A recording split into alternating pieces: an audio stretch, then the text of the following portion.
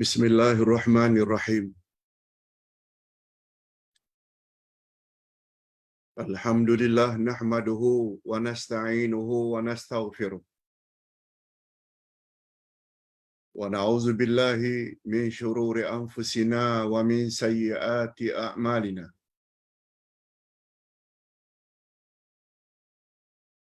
May yahdihillahu fala mudilla lahu wa may yudlil fala hadiya lahu.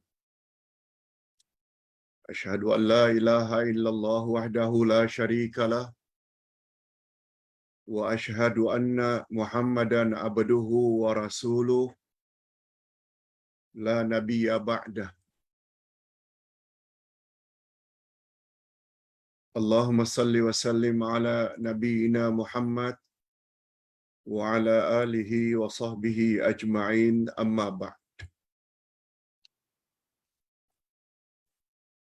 Hadirin dan hadirat serta para pemirsa yang saya hormati, Assalamualaikum warahmatullahi wabarakatuh. Alhamdulillah, kita bersyukur kehadirat Allah Azza wa Jalla. Berkat taufiknya kita dapat meneruskan lagi majlis ilmu kita dengan Al-Asma'ul Husna, yaitu nama Allah Al-Jabbar. Al-Jabbar maknanya yang maha kuasa. Al-Jabbar maknanya yang maha kuasa.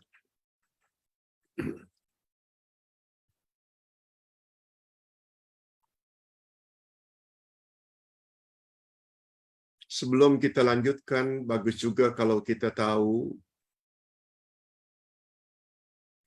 bahwa nama Allah ini memang tertera dalam Al-Quran, juga tertera di dalam hadis Nabi yang sahih.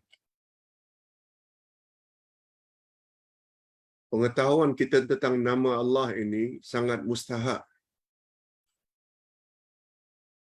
Sebab nama Allah Al-Jabbar ini, dia adalah nama yang special untuk Allah. Tak boleh diberi kepada mana-mana makhluk, walau hebat bagaimanapun makhluk tersebut.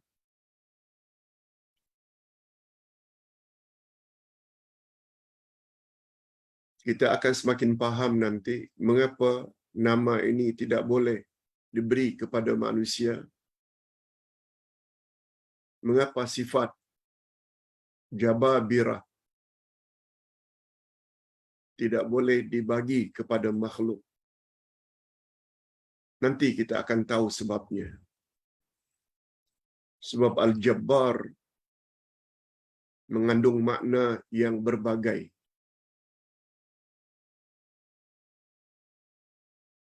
Nah, supaya menimbulkan keyakinan bahwa Al-Jabbar ini salah satu dari Al-Asma'ul Husna, kita baca ayat yang ke-23 dari surat Al-Hashr. Salah satu nama Allah yang Allah sebut dalam ayat ini, Al-Jabbar. A'udzubillahi minasyaitonirrajim. Huwallahul ladzi la ilaha illa huwal malikul quddusus salamul mu'min. Assalamul mu'minul muhaiminul azizul jabbarul mutakabbir. Subhanallahi amma yusyrikun. Ada perkataan Al-Jabbar. Dialah Allah yang tidak ada Tuhan yang berhak disembah melainkan Dia. Dia adalah Raja. Dia Maha Suci. Dia Maha Sejahtera. Dia yang Maha mengurniakan keamanan. Dia yang Maha memelihara. Dia yang Maha Perkasa. Al-Jabbar, Dia Maha Kuasa, yang memiliki segala keagungan. Maha suci Allah dari apa yang mereka persekutukan.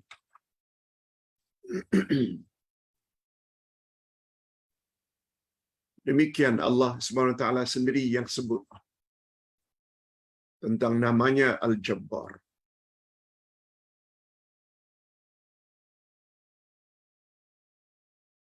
Oleh sebab itu, kita mesti tahu Al-Jabbar itu salah satu daripada nama dari nama-nama Allah.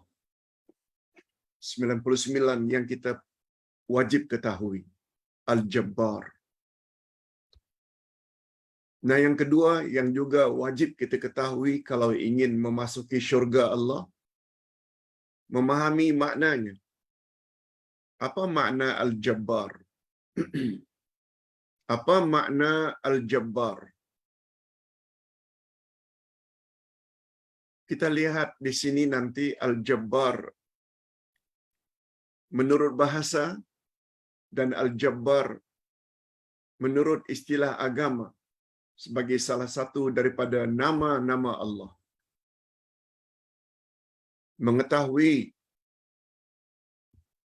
setiap nama Allah adalah sangat mustahak sebagai tangga untuk masuk syurga. Sebab baginda bersabda, Inna lillahi tis'atan wa tas'ina isma mi'atan illa wahida. Man ahsaha dakhalal jannah. Hadis riwayat Bukhari dan Muslim. Allah memiliki 99 nama, 100 kurang 1. Siapa yang memeliharanya, dia masuk syurga. Siapa yang memeliharanya, ada 3 maksud. Mengetahui 99 nama tersebut, mengetahui, tidak semestinya hafal. Kalau orang kata, betul tak Allah itu punya nama Al-Jabbar? Betul. Itu pun dah cukup dah. Al-Mutakabbir, betul. Al-Aziz, Al-Jabbar, betul. Okey. Itu satu makna memelihara. Makna memelihara yang kedua, faham maknanya. Sebab setiap nama Allah mempunyai makna yang berbeza dengan nama yang lain. Jangankan antara As-Sami dengan Al-Basir, mendengar dengan melihat, Ar-Rahman dengan Ar-Rahim pun berbeza maknanya. Pengasih dan penyayang. Mungkin dalam bahasa kita Melayu, macam tak banyak beza. Tapi tidak dalam bahasa Arab. Ar-Rahman lain, Ar-Rahim lain. Dan yang ketiga, makna memelihara Al-Asma'ul Husna. Kita hendaklah berdoa kepada Allah. Nanti kita akan sebut mengapa jika sakit lutut kita baca Ya Jabbar, Ya Jabbar, Ya Jabbar. Setengah ulama rawatan menyebut baca ayat itu, niscaya lututmu akan pulih. Apa kaitannya memanggil Allah Ya Jabbar? Nanti kita akan jelaskan.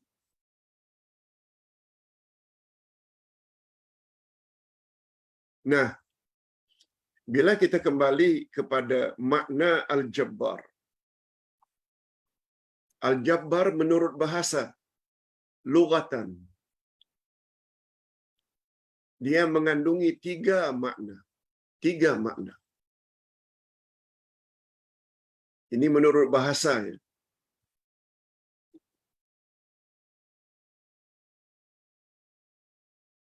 Yang pertama, Al-Jabbar membawa makna yang mampu memberi kekuasaan, yang mampu memberi kecukupan. Orang yang miskin dikayakannya. Orang yang dalam susah disenangkannya. Sanggup atau berkuasa memberi kecukupan.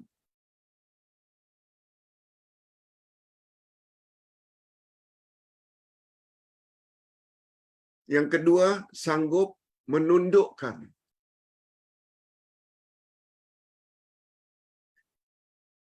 karena keperkasaannya sanggup menundukkan apa saja.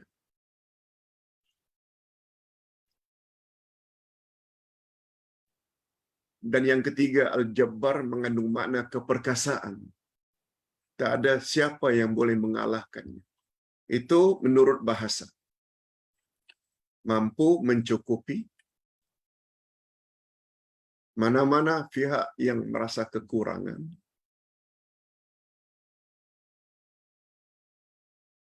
Berkuasa menundukkan, tidak ada kekuasaan makhluk yang boleh mengatasi Allah. Yang paling atas itu adalah Allah. Atas sebab itu, dia dipanggil Jabbar karena dia memiliki keperkasaan, kehebatan dalam berkuasa. Cuma bila kita ingin memudahkan pemahaman, Ustaz pernah lihat di dalam Kamus Bahasa Melayu oleh Dewan Bahasa bahwa Al-Jabbar itu mengandung 5 makna. 5 makna. Pertama, Al-Jabbar mengandung makna perkasa dalam bahasa Melayu. Al-Jabbar juga boleh membawa makna sombong. Yang ketiga, Al-Jabbar juga membawa makna raja, berkuasa. Dalam bahasa Melayu, kalau mau diterjemahkan, Jabbar juga membawa makna keras hati. Keras hati. Tidak mengenal belas kasihan.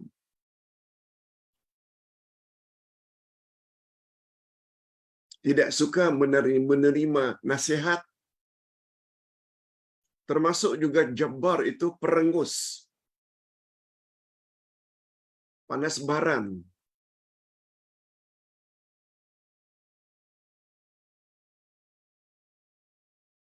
Dan yang kelima, Al-Jabbar adalah salah satu dari nama-nama Allah. Kalau kita merujuk ke dalam kamus yang namanya Kamus At-Tullab, bukan Dewan Bahasa ya. Kamus At-Tullab, yang kamus ini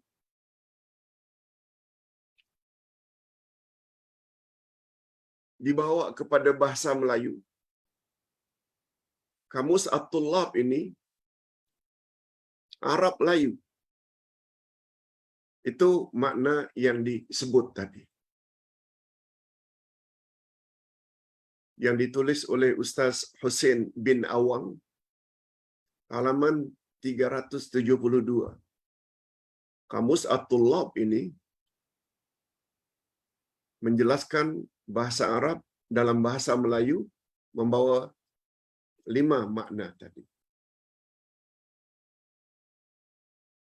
Pertama, Jabbar membawa makna kuat dan perkasa. Yang kedua juga boleh membawa makna sombong. Yang ketiga boleh juga membawa makna raja. Yang keempat boleh membawa makna keras hati, tidak mudah terima nasihat, perengus, panas baran. Dan terakhir, dia juga membawa makna salah satu daripada nama-nama Allah, Maha Kuasa. Nah, nanti kita akan lihat secara detail apa makna Al-Jabbar bila dikaitkan dengan nama Allah. Ini dia. Kalaulah dikaitkan Al-Jabbar itu dengan nama Allah. Nah, di sini, dengan makna ini manusia tak boleh dipanggil dengan Jabbar. kecuali ditambah dengan abdu di depannya, Abdul Jabbar, boleh. Macam Abdullah, Abdul Rahman, Abdul Rahim. Kalau itu boleh. Tapi Jabbar saja tak boleh. Kalau dikaitkan nama Allah dengan Al-Jabbar atau Al-Jabbar dikaitkan dengan salah satu nama Allah, maka ia membawa makna dialah yang maha memperbaiki kerosakan. Ini nanti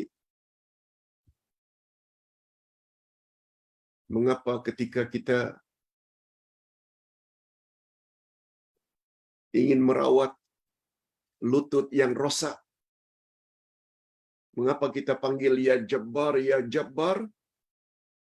Sebab salah satu daripada makna Al-Jabbar yang memperelok, yang memperbetul lutut yang selama ini sakit karena ini dan karena itu, minta agar Allah perbetulkan. Islah maknanya Allah perbetulkan dari rosak menjadi tidak rosak. Itu maksudnya. Allah repair. Ia juga membawa makna maha menyempurnakan kekurangan. Kalau selama ini rasa sakit lutut,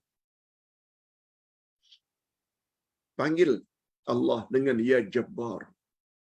Wahai yang memperelok segala sesuatu, elokkanlah lututku. Ia membawa makna itu. Dan itu jugalah makna bacaan kita di antara dua sujud. Rabbighfirli warhamni wajburni warfa'ni warzuqni wahdini wa'afini. Hebat makna yang terkandung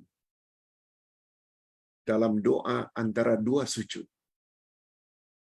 Barangkali selama ini kita tak faham makna wajburni. Nanti kita akan jelaskan. Menurut Syekh Saleh Utsaimin rahimahullah, ini salah seorang guru, ustaz atau pensyarah utama dulu di Universiti Islam Madinah. Juga kita menekuni kelas-kelas beliau di Masjid Nabawi. Apa kata Syekh Utsaimin? Apa kata Syekh Utsaimin? Khasnya dalam kitab-kitab yang beliau karang, salah seorang ulama Arab Saudi yang banyak menulis.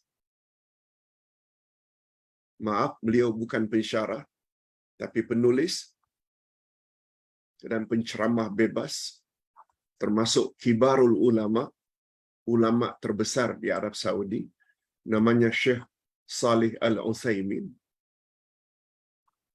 Apa kata beliau? Beliau juga ada mengarang kitab yang ada kaitannya dengan Al-Asma'ul Husna. Khasnya tentang kaedah-kaedah mempelajari Al-Asma'ul Husna. Itu nama beliau, nama kitab beliau yang cukup terkenal. Apa kata beliau? Nama Allah Al-Jabbar merangkumi 3 makna. Keperkasaan Allah dari sudut mana? Dari 3 sudut, kata beliau. Jabrul Quwwah, yaitu kekuasaan Allah menunjukkan bahawa Allah itu maha kuat. Jabrul Quwwah, tak ada yang boleh mengatasi kekuatan Allah. Itu satu kandungan dari nama Allah Al-Jabbar, yaitu Jabrul Quwwah. Yang kedua, dia mengandung Jabrul Rahmah. Bukan Jabal Rahmah ya. Jabal itu bukit atau gunung. Jabal Rahmah. yang terletak di Arafah. Bukan itu. Bukan Jabal L di belakangnya atau Lam. Tapi ini Jabrur Rahmah. Iaitu menunjukkan makna kasih sayang Allah. Luar biasa. Allah mampu mengayakan, memberi kecukupan kepada siapa yang fakir, golongan yang berhajat. Allah juga mampu memberi ketenteraman kepada golongan yang takut, yang merasa tidak tenteram. Allah mampu memberi ketenteraman dan ketenangan. Dan yang ketiga, Al-Jabbar juga mengandung makna Jabrul Ulu, iaitu menunjukkan makna ketinggian Allah. Itu sebabnya, kalau ditanya di mana Allah, jawaban yang lebih tepat adalah Allah di langit, bukan di mana-mana. Sungguh banyak ayat-ayat Quran menyebut bahwa Allah itu di langit. Sebab nama Allah Al-Jabbar, satu di antara makna yang terkandung di dalam nama Allah Al-Jabbar, Jabrul Ulu. Allah Maha Tinggi. Apalagi dalam bahasa Arab, langit itu maknanya di atas. Mulut, bahagian dalam dan bahagian atas namanya langit-langit. Penutup shilling yang kurang elok bila ada majlis, itu namanya langit-langit. Tak ada yang namanya langit itu di bawah. Itu sebabnya bila ditanya Allah di mana, jawabnya di langit dengan makna di atas. Oh, kalau begitu Pak Ustaz, Allah tak tahulah apa yang terjadi di bumi, di bawah. Bukan itu. Itu dalam bab al-ilmu.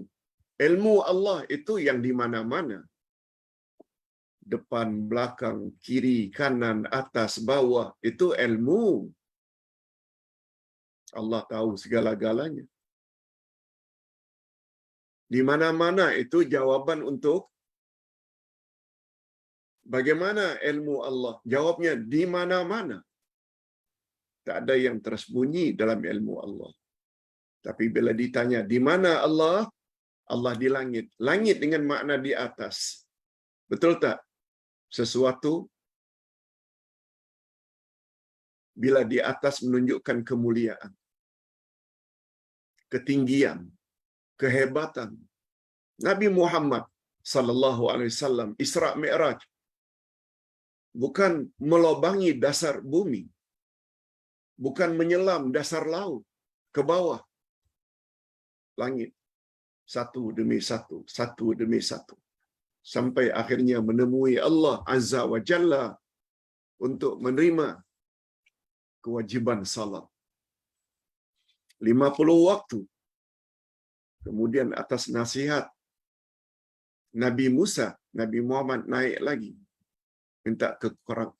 minta dikurangi. Naik lagi berkali-kali sampai 9 kali turun naik. Semuanya naik untuk menemui Allah, minta penurunan. Hadirin dan hadirat rahimakumullah. Itu kandungan utama nama Allah Al-Jabbar, yaitu bila ditinjau dari 3 sudut. Jabrul Quwwah, untuk menunjukkan kuat dan hebatnya Allah, perkasanya Allah. Jabrul Rahmah, menunjukkan kasih sayang Allah yang dapat mencukupi siapa saja yang kekurangan, yang dapat memberi ketenangan siapa saja yang merasa takut. Dan yang ketiga, Jabrul Ulu, iaitu ketinggian Allah. Tidak ada yang boleh mengatasi ketinggiannya. Itu sebabnya Nabi Muhammad sallallahu alaihi wasallam begitu sampai di Sidratul Muntaha, malaikat pengiring Jibril tidak dapat naik ke atas. Nabi dijemput naik ke atas untuk menemui Allah. Tidak ada makhluk yang boleh pergi lebih atas daripada Sidratul Muntaha. Tapi Nabi Muhammad naik ke atas lagi, yang akhirnya menemui Allah Azza wa Jalla, mendapat perintah salat.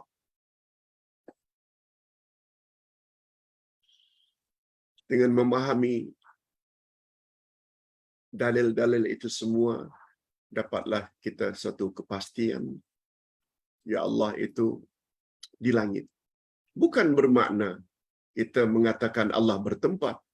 Kita tak pernah kata bahwa Allah memerlukan tempat, berhajat pada tempat.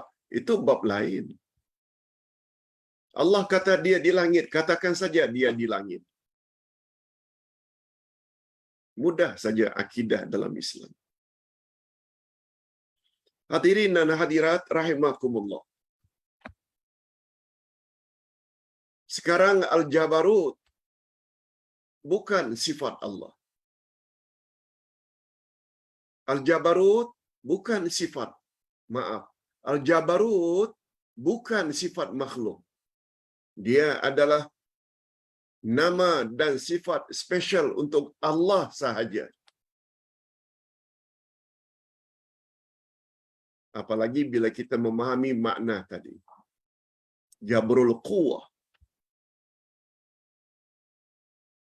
Manusia tak boleh mengatakan dia kuat. Ada masanya kekuatannya akan berakhir. Letih, sakit, malah mati. Di mana kekuatannya? Di mana keperkasaannya? Oleh sebab itu jangan sombonglah dalam hidup. Walau sedang berkuasa. Ada masanya awak akan turun daripada kekuasaan yang diamanahkan oleh Allah. Malah akan mati. Handsome, kuat macam mana pun, bila dah mati, masuk dalam kubur, dimakan ulat, busuk baunya. Cantik dan jelita macam mana pun anda, kecantikan dan kejelitaan anda akan berakhir. Semua akan jadi tengkorak. Tinggal tulang saja. Semuanya dimakan oleh ulat. Tak sombong macam mana.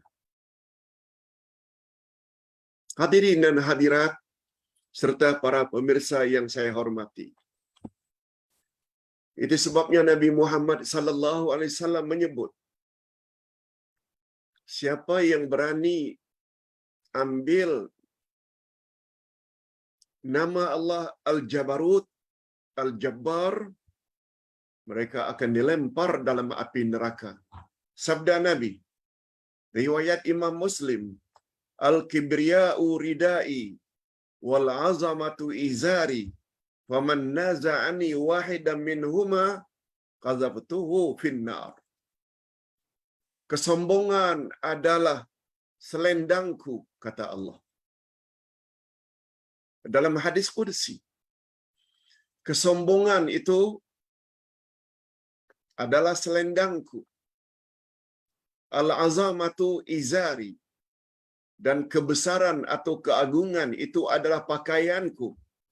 Siapa di antara manusia yang mengambil salah satu dari dua nama itu, mengambil salah satu dari dua sifat itu, aku akan humban dia dalam api neraka. Na'udzubillahi min dzalik. Pak Ustaz, sombong itu sifat Allah kah? Nanti dalam pertemuan yang akan datang, kuliah Zuhur, kita akan teruskan dengan nama Allah Al-Mutakabbir, yang maha takabbur, yang maha sombong. Allah kalau sombong, wajar. Sebab sifatnya sempurna belaka. Kalau dia sombong pun, Kalau dia memuji dirinya, sangat wajar. Sebab tidak ada sedikit pun kekurangan yang boleh disandarkan pada zat Allah. Itu sebabnya Allah berfirman dalam hadis qudsi, kesombongan itu adalah selendangku. Kebesaran dan keagungan itu adalah pakaianku. Siapa di antara kamu yang mengambil salah satu dari dua sifat itu, aku humban dia dalam api neraka. Hadis sahih riwayat Imam Muslim. Itu sebabnya menunjukkan kebesaran dan kekuasaan Allah. Sampai Allah katakan dalam surat Al-Anbiya ayat 23, la yus'alu amma yaf'al wa hum yus'alun. Allah tidak boleh ditanya apa yang dia buat. Tapi dialah yang berhak bertanya apa yang kamu buat. Tak boleh. Tak boleh tanya. Mengapa ya Allah suruh tutup aurat untuk wanita beza dengan laki-laki? Mengapa ya Allah suruh kita salat 5 waktu dalam sehari semalam? Mengapa ya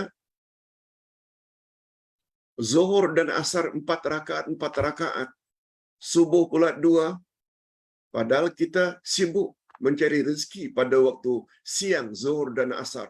Mengapa ya tak layak ditanya? Tapi dialah yang berhak bertanya kepada setiap kita. Mengapa awak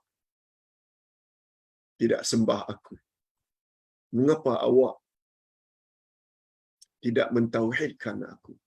Mengapa kamu tidak ikut panduan ibadat Rasulullah? Dia tanya. Setelah dia buat peraturan, dia nak tengok kita patuh atau tidak. Ayat ini memberi satu gambaran.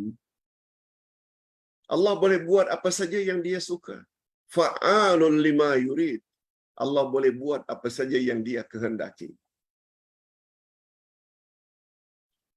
Sedangkan makhluk pula senantiasa memiliki sifat kekurangan. Ini ceramah hari ini, hari Khamis.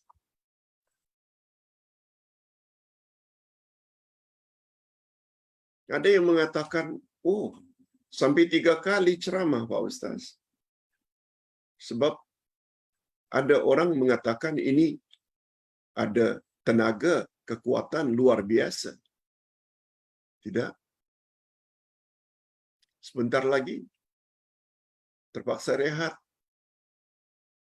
Tidur menunjukkan kita letih. Untuk buat persiapan kuliah malam pula. Letih. Jam 11, 11.30 dah mula ngantuk. Tidur. Sampai waktu sahur. Sudah itu kita rehat lagi. Letih. Cuma kita tahu karena umur ini tidak lama lagi akan menemui Allah, kita buatlah semampu yang boleh. Semampu yang boleh.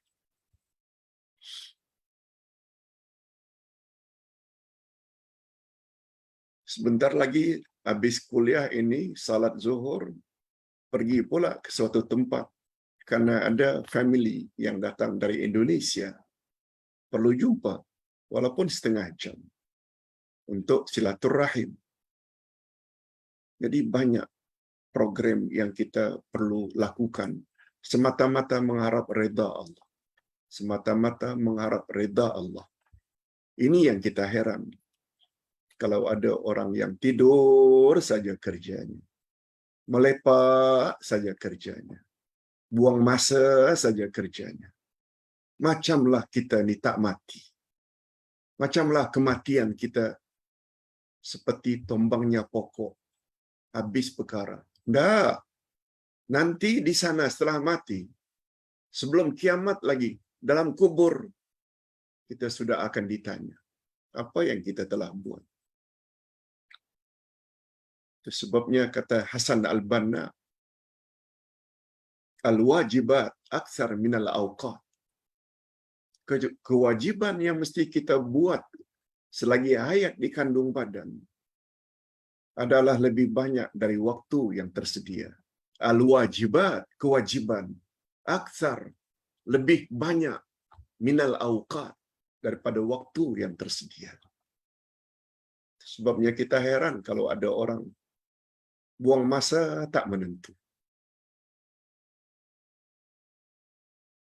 Itu sebabnya kata Nabi, tanda mukmin yang bijak, dia senantiasa ingat kepada mati. Aktsaruhum dzikran lil maut, dan yang kedua, aktsaruhum isti'dadan lima ba'dal maut, dan orang yang senantiasa memperbanyak bekal untuk dia bawa sesudah dia mati. Kalau nak rehat sepenuhnya, rehatlah nanti di sana, bukan di sini. Namun demikian, Allah tidak bebankan kita kecuali apa yang kita termampu. La yukallifullahu nafsan illa wus'aha. Allah tidak memberatkan manusia kecuali apa yang dia termampu. Hadirin dan hadirat rahimakumullah. Sebabnya Allah Subhanahu wa taala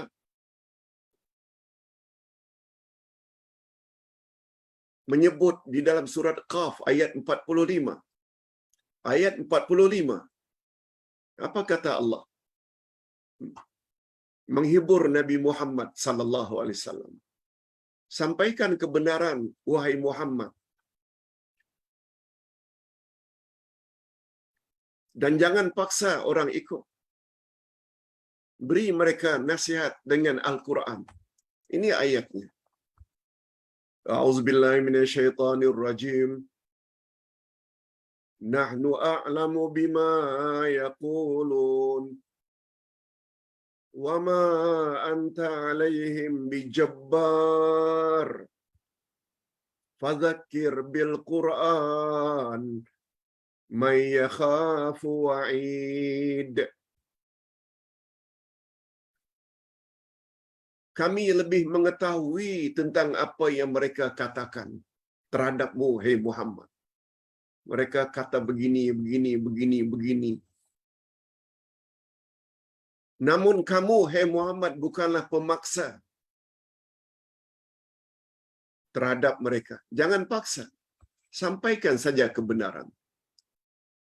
Lalu apa kata Allah? Dan beri peringatanlah dengan Al-Quran. Orang yang takut akan ancamanku. Ancamanku maknanya Allah warning. Siapa yang punya sifat sombong, takabur, akan humban dalam api neraka. Gunakan ayat Quran. Ini ayatnya. Kata Allah. Kamu jangan paksa, hai Muhammad.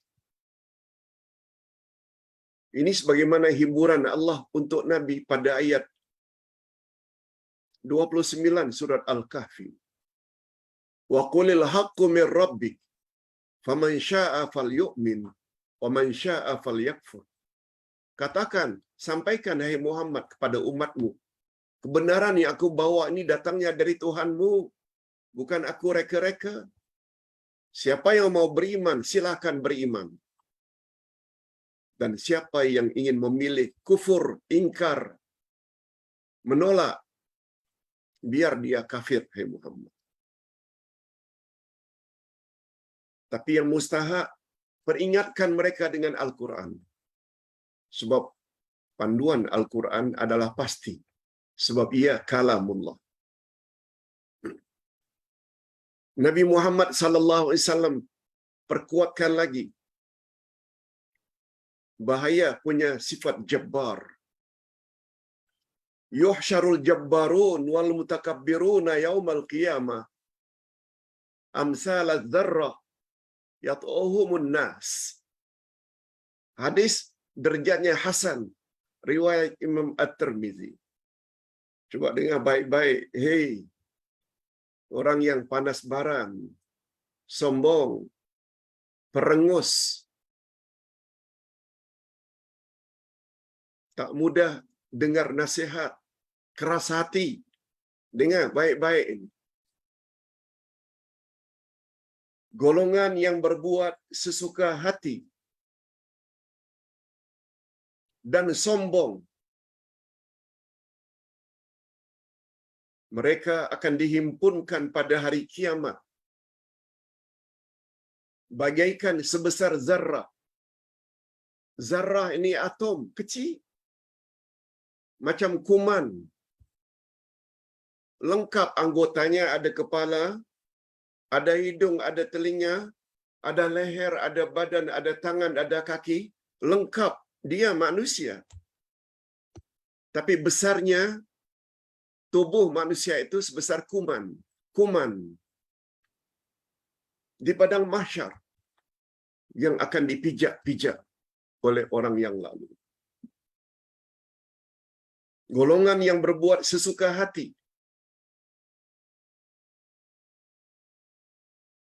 Pedulilah, ini suka hati aku nak buat. Walaupun dinasihati, jangan. Perbuatan itu boleh membawa syirik. Jangan. Perbuatan itu boleh membawa bid'ah yang akibatnya amalmu ditolak. Suka hatilah. Nah, ini jabbar. Terhadap golongan yang suka berbuat sesuka hati, tak mau ikut panduan Quran dan Sunnah, sombong pula. Kita yang menegur dituduh macam-macam tuduhan. Orang tersebut, sabda Nabi, akan dibangkitkan di padang mahsyar. Bentuknya bentuk manusia, tapi besarnya sebesar semut, sebesar kuman. Zarrah itu lebih kecil dari itu. Lalu mereka dipijak-pijak badan muka. Itu sebabnya hadirin dan hadirat, kalau punya pasangan yang sifatnya seperti itu, sabar. Nasihati dengan hadis ini. Kalau degil juga, pijak-pijak nanti kalau jumpa di padang mahsyar. Sebab dia dah jadi kecil. Dah tak boleh sombong lagi. Okey. Kita sampai ke 7 minit terakhir.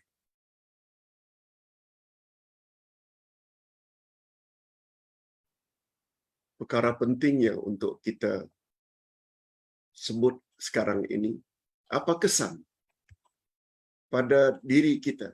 Kesan positif. Bagaimana sepatutnya sikap kita bila kita sudah faham nama Allah Al-Jabbar? Yang pertama, ada 3 kesimpulan. Yang pertama sekali, dia akan menjadi insan yang senantiasa tunduk terhadap keperkasaan Allah. Tunduk di atas kehebatan Allah. Apa saja yang Allah telah tetapkan terhadap diri ini, redha, sabar. Dia akan menjadi orang yang senantiasa tunduk kepada keperkasaan Allah Azza wa Jalla. Sehingga dia tidak akan memiliki sifat sombong dalam dirinya. Dia nyahkannya sejauh-jauhnya sifat sombong. Sebab satu di antara makna jabbar itu sombong. Sombong itu hanya milik Allah. Sebab dia serba sempurna. Kita tidak sempurna. Ada saja kekurangan. Kesannya macam itu. Kalau selama ini terasa pernah berbuat sombong selama ini kepada pasangan ke, kepada kawan-kawan ke, kepada ibu bapa ke, tobat segera sebelum terlambat. Yang kedua, kesan positifnya setelah mengetahui makna Al-Jabbar, selain yang pertama tadi, dia tidak akan sombong. Yang kedua, dia akan menjadi orang yang mudah menerima kebenaran. Dia akan jadi orang yang mudah menerima kebenaran. Kalau selama ini Islamnya Islam nenek moyang, Islam keturunan, bukan berasaskan ilmu, Islam berdasarkan taklid buta, ikut saja amalan orang lain. Setelah dia mendengar ceramah seperti ini, segala-galanya ada dalil. Ini, dalil ini. Malah pagi tadi dalam kuliah duha, kita ada selit satu lagi ilmu yang diperlukan selain ilmu Quran dan Sunnah, yaitu ilmu usulul fiqh, kaedah-kaedah, sehingga membuat kita lunak pada tempat yang perlu kita lunak, dan kita tegas dalam perkara-perkara yang kita perlu tegas. Kita dah jelaskan panjang lebar pagi tadi tentang 3 golongan Ahlus Sunnah.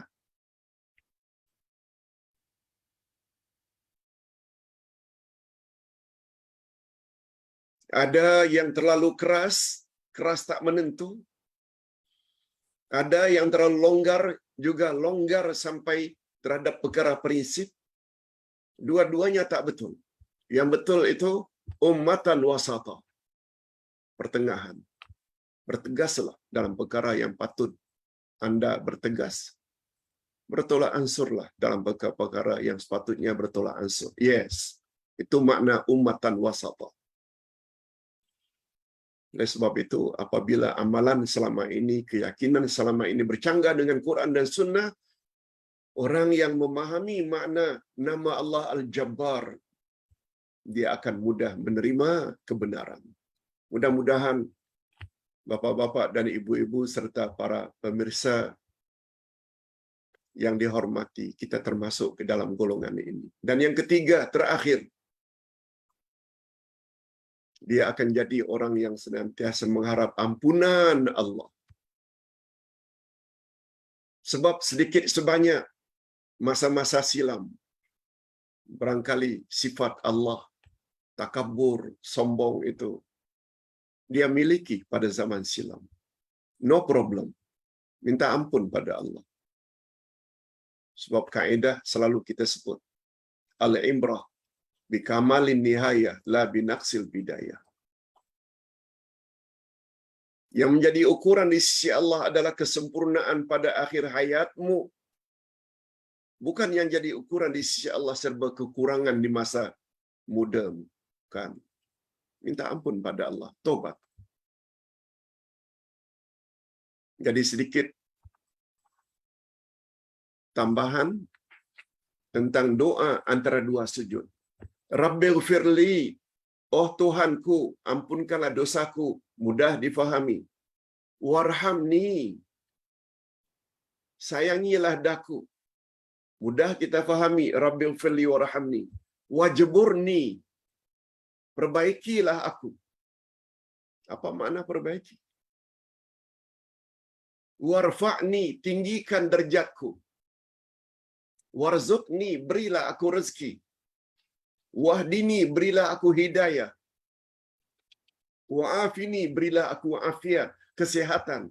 Semua itu mudah kita fahami. Minta ampun, minta rahmat, minta rezeki, minta hidayah, minta kesihatan. Tapi wajburni, banyak di antara kita yang barangkali belum memahami secara tuntas, secara menyeluruh. Jabbar maknanya memperbaiki.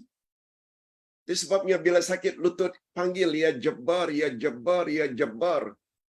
Wahai Allah yang maha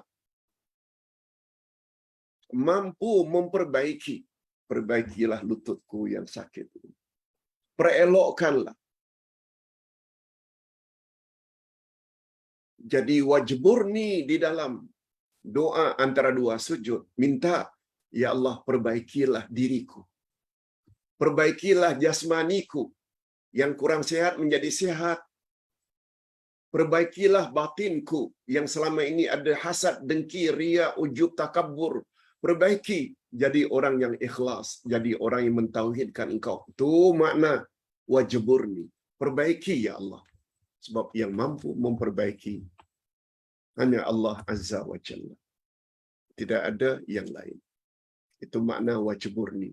Itu sebabnya nasihat Ustaz, bila sedang salat nanti, tak kira salat wajib ke atau salat sunat, ketika menyebut wajburni, ingat selalu maknanya, tolong perelokkan, tolong perbaiki, sama ada jasmani atau rohani.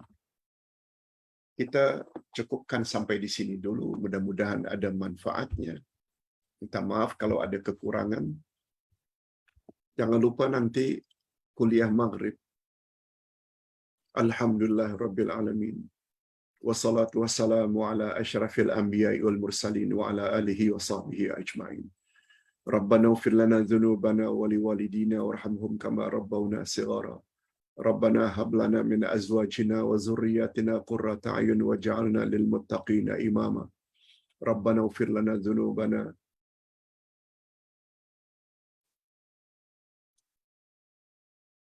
Rabbana ighfir lana dhunubana